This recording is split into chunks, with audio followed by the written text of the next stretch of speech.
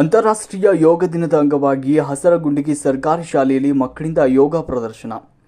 ಹೌದು, ಇಂದು ಮುಂಜಾನೆ 6ರಿಂದ 7 ಗಂಟೆಯವರೆಗೂ ಸಾಮೂಹಿಕ ಯೋಗ ಪ್ರದರ್ಶನ ಮಾಡಿದ ಶಾಲಾ ಶಿಕ್ಷಕರ ಜೊತೆ ಮಕ್ಕಳು. ನಂತರ ಮಾತನಾಡಿದ ದೈಹಿಕ ಶಿಕ್ಷಕಿಯರಾದ ನಾಗಾಲ್ಯಾಂಬಿಕೆಯವರು, ಆರೋಗ್ಯವಂತ ಜೀವನಕ್ಕೆ ಯೋಗವು ಸಂಜೀವಿನಿಯಾಗಿದೆ. ಆದ್ದರಿಂದ ಯುವ ಜನರು ವ್ಯರ್ಥವಾಗಿ ಕಾಲಹರಣ ಮಾಡದೆ ಯೋಗವನ್ನು ಜೀವನದ ಅವಿಭಾಜ್ಯ ಅಂಗವನ್ನಾಗಿ ಮಾಡಿಕೊಂಡು ಯೋಗದಿಂದ ಸದೃಢ ಆರೋಗ್ಯವನ್ನು ರೂಢಿಸಿಕೊಳ್ಳಬೇಕು ಅಂತ ತಿಳಿಸಿದರು.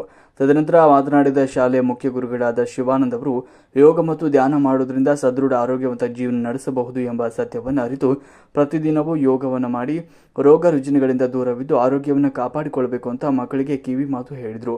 ಈ ಸಂದರ್ಭದಲ್ಲಿ ಹಸರಗುಂಡಿಗೆ ಸರ್ಕಾರಿ ಪ್ರೌಢಶಾಲೆಯ ಮುಖ್ಯ ಗುರುಗಳಾದ ಶಿವಾನಂದ್, ದೈಹಿಕ ಶಿಕ್ಷಕರಾದ ನಾಗಲಾಂಬಿಕೆ ಹಾಗೂ ಸಿಬ್ಬಂದಿಗಳಾದ ಶಿವಕುಮಾರ್, ಆನಂದ್, ವೈಚಿನಾಥ್, ರಾಜಶೇಖರ್, ಪ್ರೇಮಲತಾ, ಸಚಿನ್ ಕೋಡಿಗೆರೆಯವರು ಉಪಸ್ಥಿತರಿದ್ದರು.